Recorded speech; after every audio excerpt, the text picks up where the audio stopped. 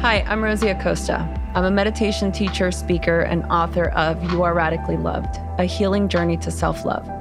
Look, I grew up in East Los Angeles during the '92 LA riots, and it set me on a troubled path.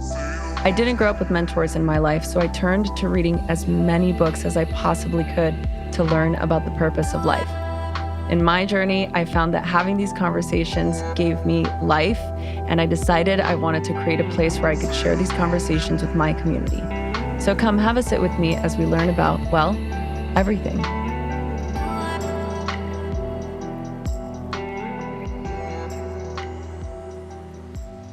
Hello, everyone. Welcome to an amazing, very special episode of Radically Loved. Today, I am standing in for Rosie. Obviously, I'm not the amazing Rosie, but I'll do my best to be a gracious host for you all. And thanks for tuning in to this very special episode of Wisdom Wednesday.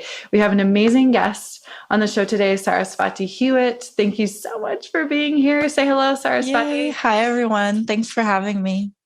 Oh, we're so blessed. I have had the pleasure of studying with Sarasvati for several years now, so I'm super excited for her to share her knowledge with all of you, because every time I'm in a training with you, Sarasvati, you blow my mind.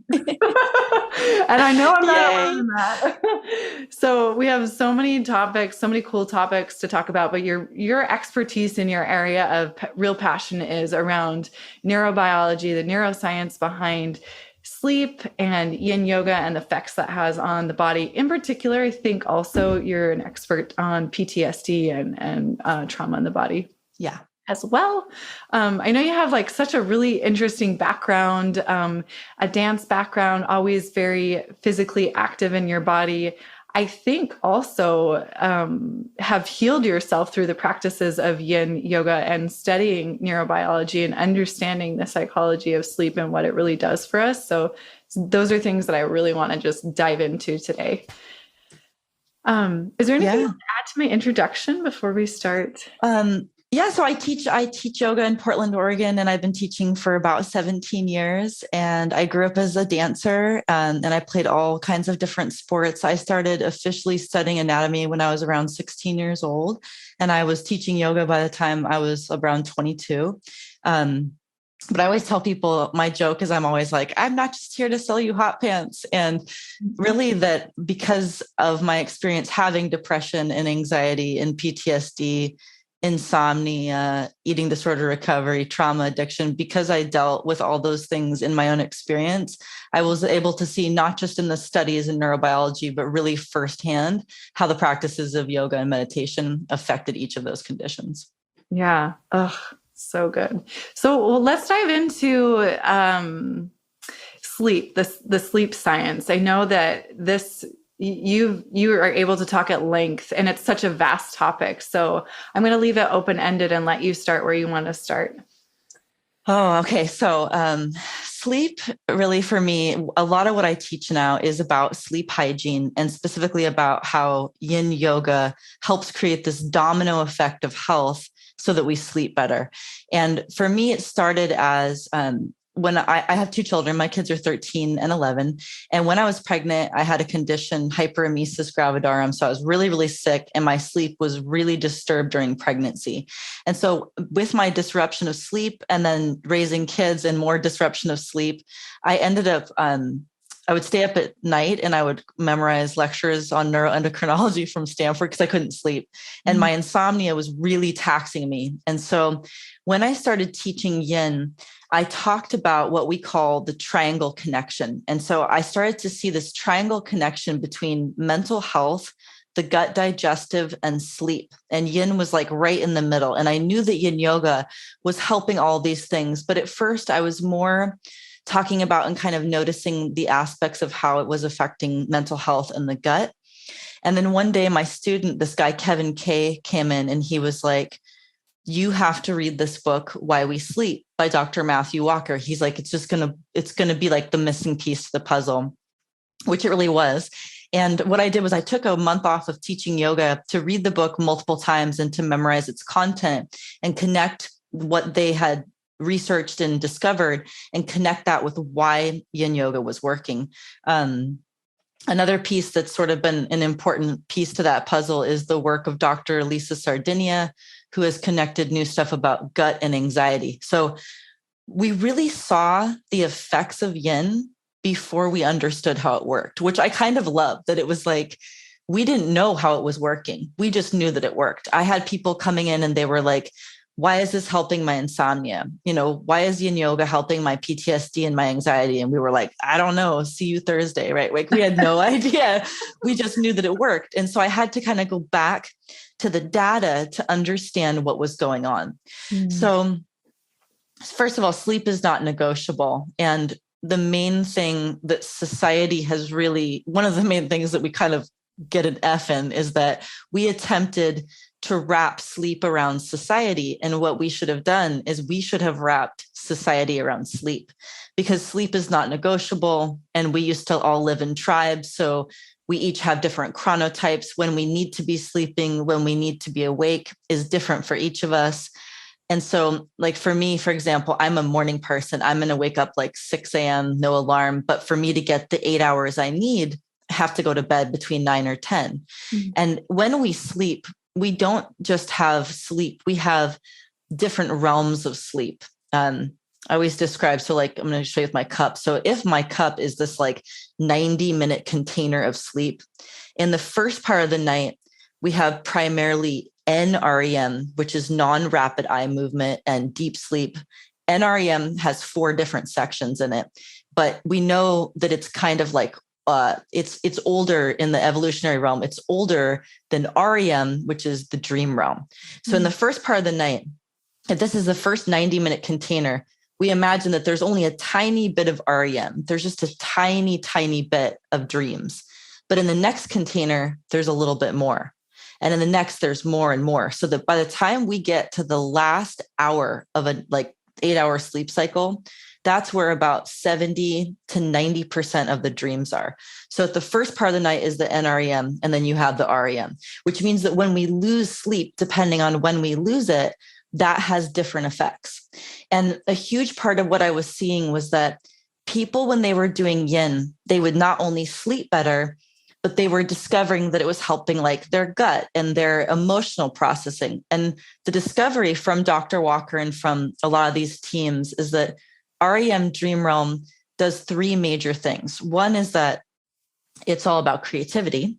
The other is that it's the only time in our entire lives when all of the muscles relax.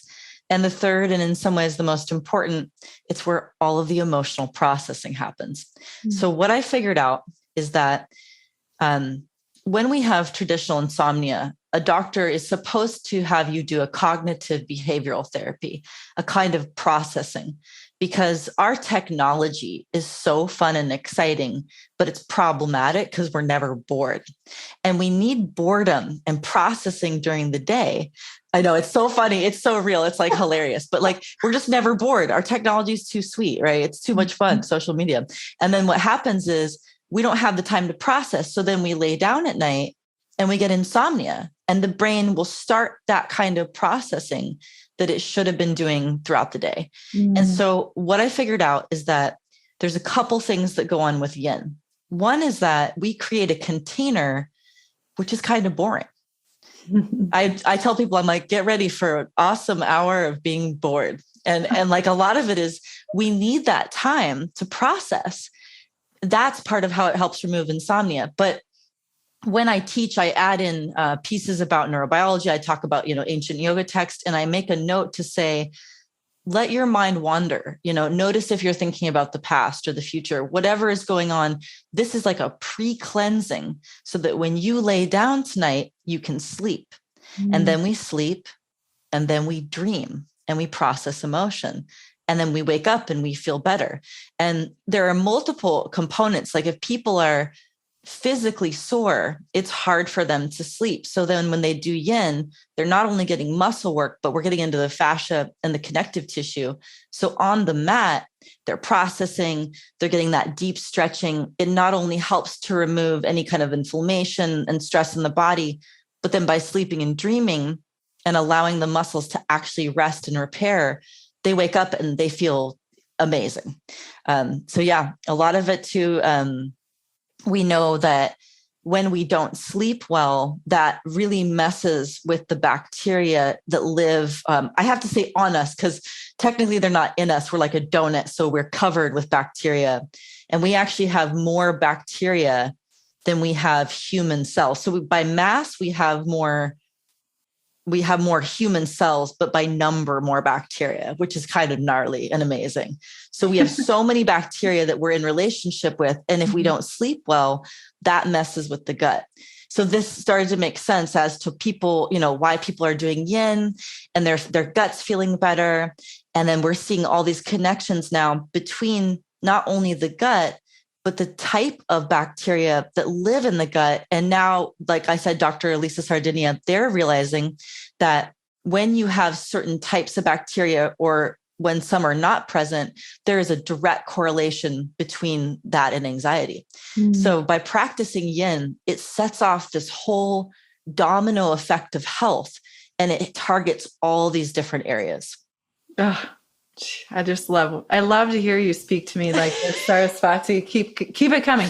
So, but I do have some questions. I'm thinking back to training we had together a few years ago. We were studying yoga nidra, which I believe is like an adjacent yin practice. And as it relates to sleep, one thing that I found so fascinating, I think you were the one that was talking about the different stages of sleep in terms of brain waves, like the theta, the beta, and I believe delta, right? Yeah. And how that parallels with the stages or the stage that we're reaching in yoga nidra, what is the text that details that? It's the Upanishads have a section where they broke it down. Yeah. And what I think I was actually talking about, I'm like, conveniently, I got it right here for us. Yes, right? the Om. It's right there. Yeah. And so this is one of those things where when I'm looking at modern neurobiology and ancient yoga over and over again, I have these moments where I'm like, this is the same thing. Whether or not we're using the same language, there are major similarities. And so when we're looking at the design of Om is not one symbol, but multiple symbols.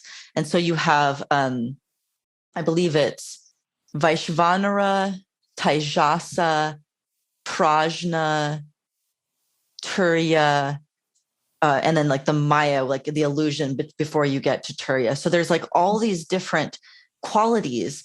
And what they describe is the waking state, the sleeping state without dreams, the sleeping state with dreams, and then this alternate, like the Turiya, which is like the fourth, like this ultimate space.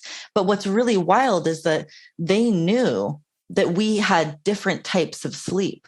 And that in itself is phenomenal. Also, when we dream, all of the rules are broken, right? You can fly, you can see colors and things that we don't have words for, right? Because the brain is making us more creative. But yoga has not only known that for a long time, but the ancient text, also even like Tibetan Book of the Dead and some of the ancient texts, they emphasize learning how to lucid dream, because nothing could be more profound than to wake up in your dreams and to have control of the dream realm in a space where all the rules are broken. Because what happens is when we realize that in itself is a kind of breaking through illusion, breaking through Maya, when you go, well, what is this, right? It gets real weird real fast with quantum physics anyway, right? Where we're like, well, what is this? What does it even all mean? And if you can go into the dream realm and all these rules are broken, like what does that mean? And when we dream, our brain, parts of our brain are more active. Some parts are like 30% more active than when we are actually awake. If you look on an MRI scan at people who are awake and people are dreaming, you can't tell a difference. You have to look at the body.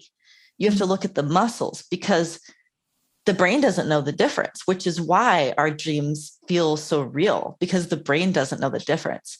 But when we tap into dreams, when we tap into this awareness of the waking state is only the smallest slice. When you start to become aware of sleep and of dreaming and of lucid dreaming, this not only makes us more creative, but it makes us question in this larger sense what is possible.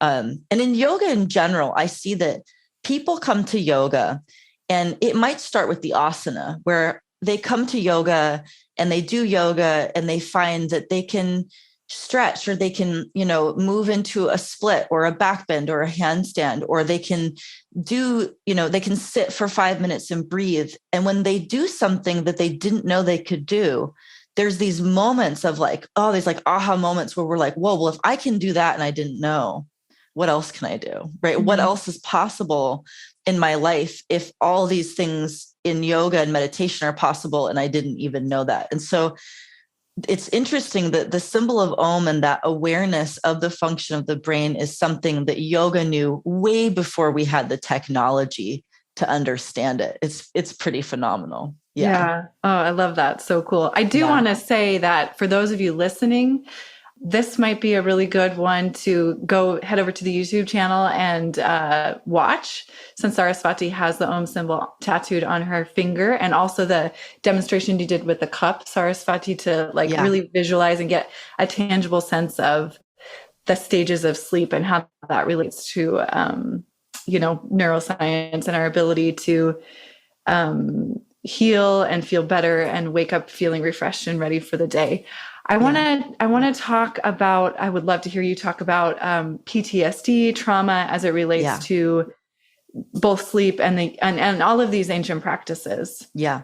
It's kind of an open-ended statement, but go ahead. PTSD, post-traumatic stress disorder, there are many things that are different in the brain of someone with PTSD. And I always make a note, when I'm talking about this, I'm talking about it as someone that has PTSD. So as I was learning about these things, part of my advantage was I was looking from this lens of not only someone who has PTSD, but understanding neurobiology and understanding yoga and kind of piecing together what the intersection is.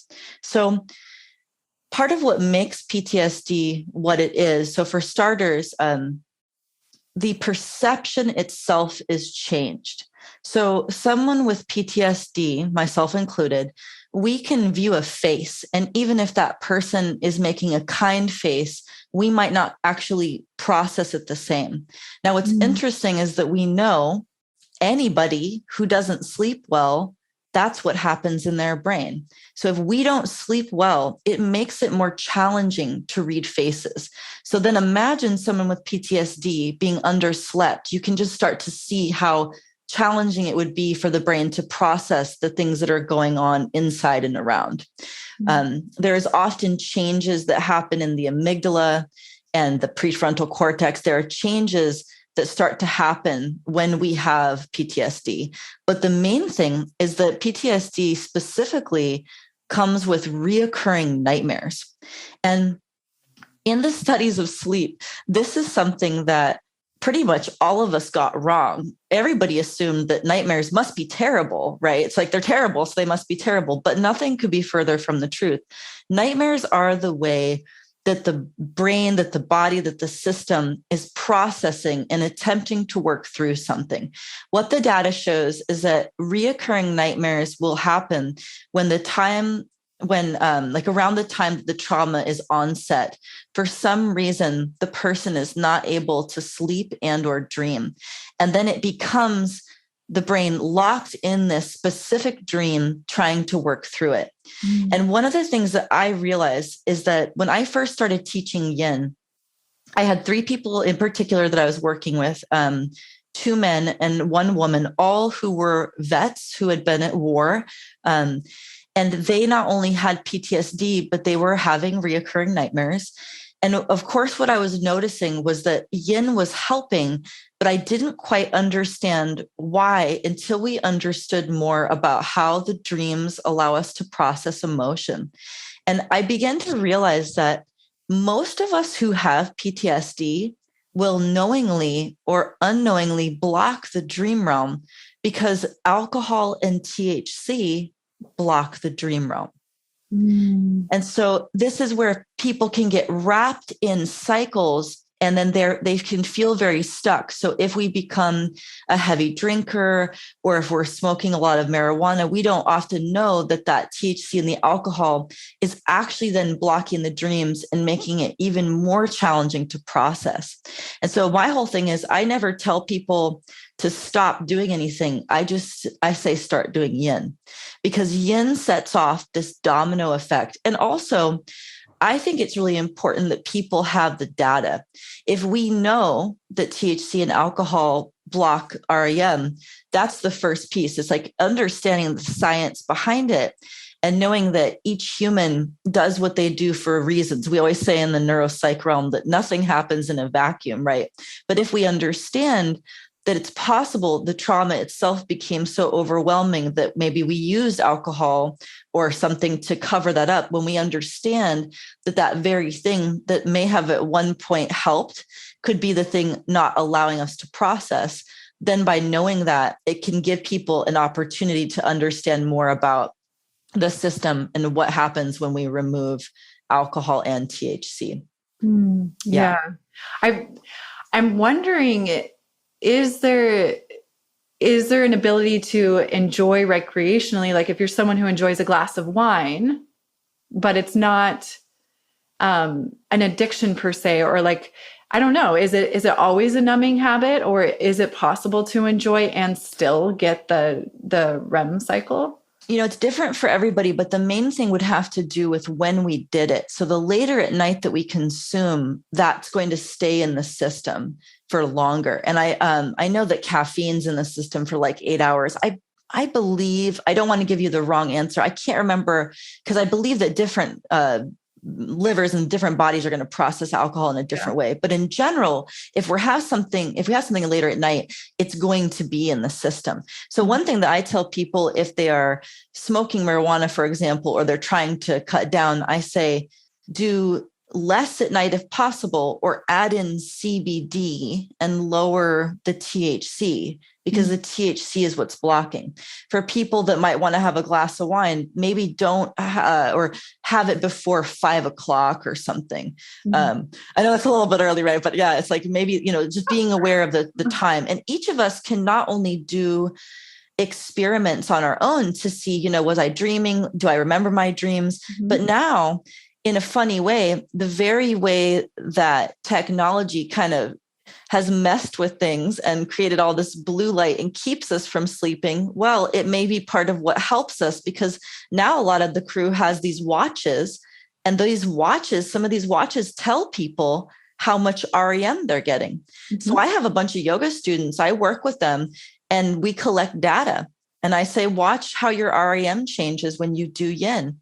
And for every single person, they see big changes in the REM once they start doing yin. So part of it is for each individual getting to know what happens, what is going on with my REM levels when I have a glass at 5 o'clock as opposed to 8, as opposed to nothing.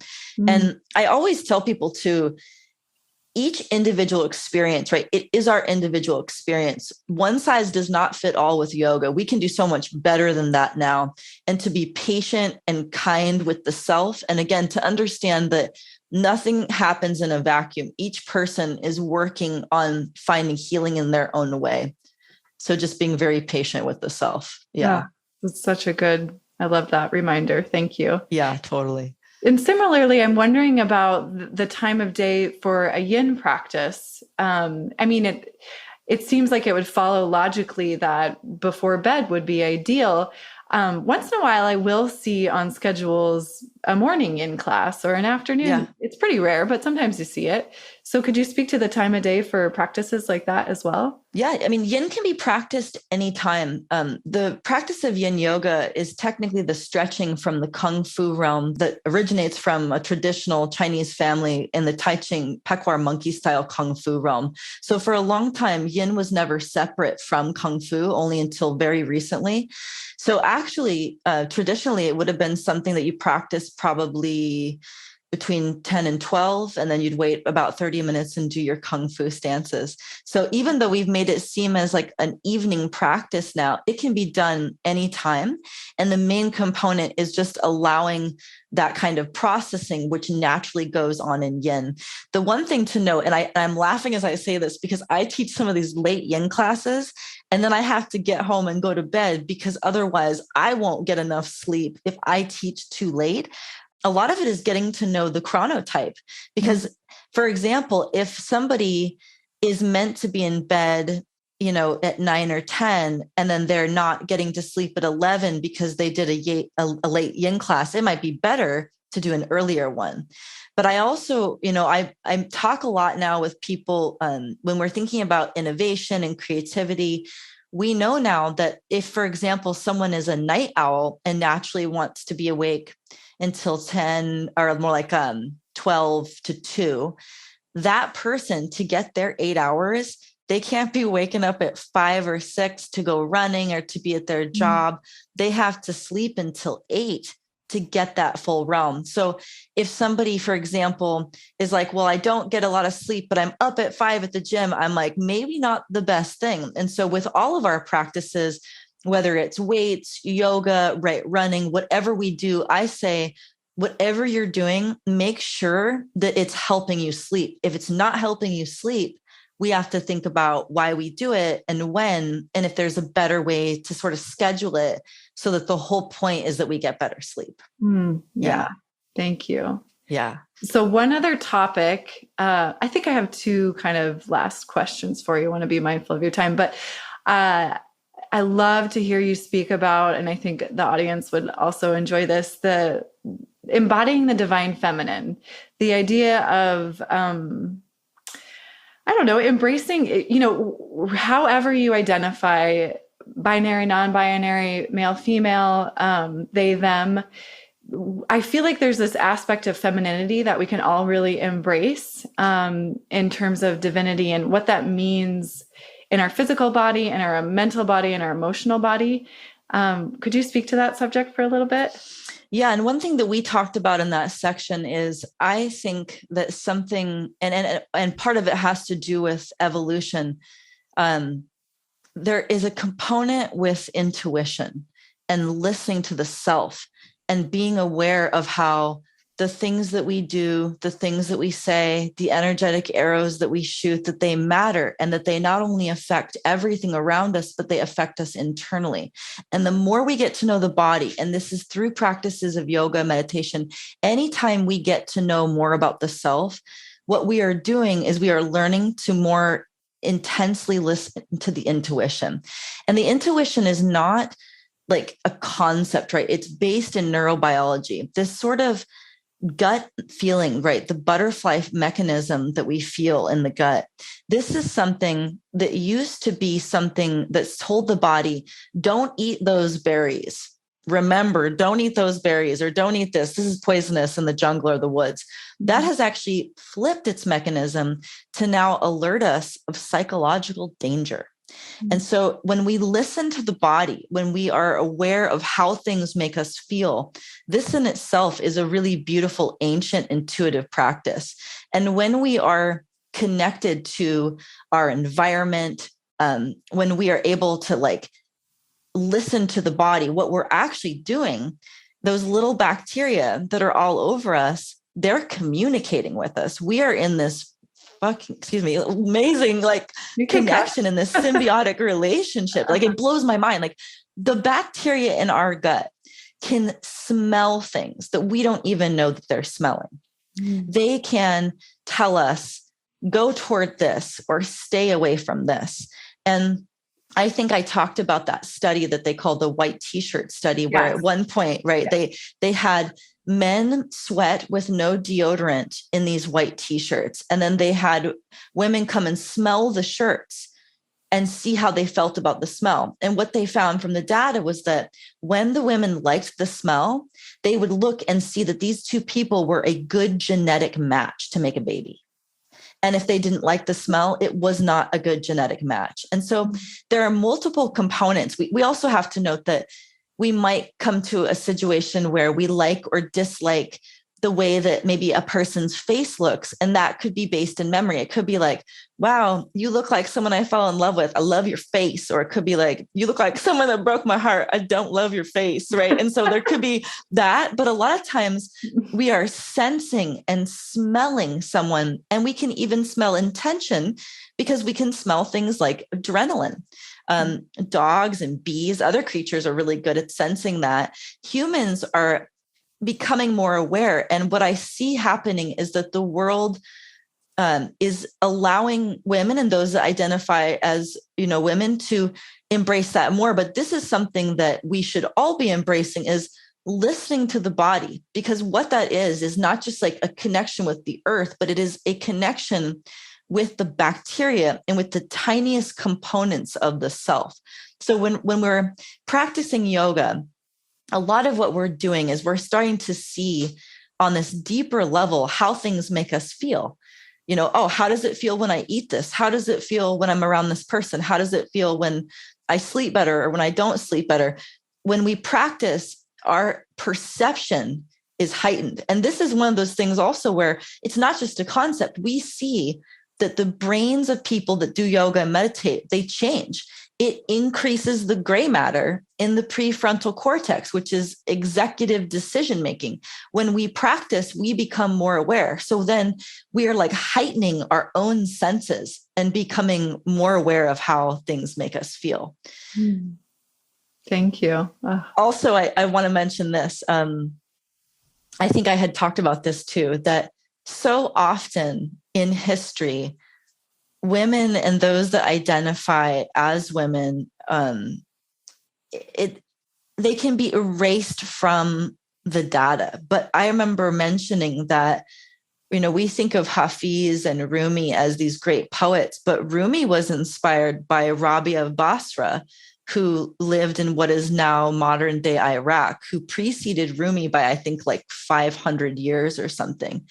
And she was not only someone who wrote this beautiful sensual poetry, but she's somebody who did it way before anyone else. And so I think a lot of it is uncovering that there are all these amazing things that are going on and that have been going on for centuries, but that, honestly, it's, the white dudes with the publisher who were able to get their stuff out there. But there is so much that we can uncover, and looking at ancient text from Africa, from Asia, right? From all these different places, there is so much information that has been there for such a long time. We just have to be able to uncover it and to listen to these great teachers that have been around for a really, really long time. Yeah. Thank you. That's a great reminder as well. All these wonderful wisdom nuggets. Thank you, Sarasvati. I'm wondering where people can go to practice with you, whether it's in person or online. Yeah. How can they find out more and connect with you? So they can find me on things like Instagram. I do have my website, which is just my name, sarasvatihewitt.com. I have live classes I teach here in Portland, Oregon. I also have some videos that I've recorded, and I have actually sections like on YouTube. I even have like lecture sections on the gut and anxiety and stuff about sleep. There's a whole section that's just about the neurobiology of relationships. So yeah, I've been creating more video content, but I also do some live classes and lots of in-person stuff here in Portland, Oregon. We're so blessed to have you here. I happen to be in the Pacific Northwest. I get to practice with Sarasvati. I just feel so lucky. Yay. Thank you for showing up and sharing your wisdom and your grace with us, and all of these amazing things that you've studied and learned over the years. I find it so valuable, and I know listeners will too. So thank you for your time. Oh, thank you so much. And, I just want to say in closing that it is the work of people like Dr. Matthew Walker and, Einstein and Dr. Sardinia. Like we say that we stand on the shoulders of giants. And so it is all of the work of so many people that allows us to do the work that we do. And we teach so that these future generations will have more knowledge, and then they can go out into the world and make it more beautiful and create better change. Yeah, I love that saying. So I hope you enjoyed this special episode of Wisdom Wednesday. If you found it useful, if you're thinking of somebody in your life who could benefit from this episode in particular, don't forget to subscribe, rate, and review, and share on the socials. Thank you. Yay, thank you so much. Thank you so much for listening to the Radically Loved podcast. Please remember to subscribe, rate, and review wherever you get your podcasts, and follow us on Facebook at Radically Loved Rosie, on Instagram at Rosie Acosta, and Twitter at Rosie Acosta. By the way, this is original music by DJ Taz Rashid. You can follow DJ Taz on Spotify and check out the best music for yoga and meditation. This has been a Mod Pod Studio production. Check them out at www.modpodstudio.com.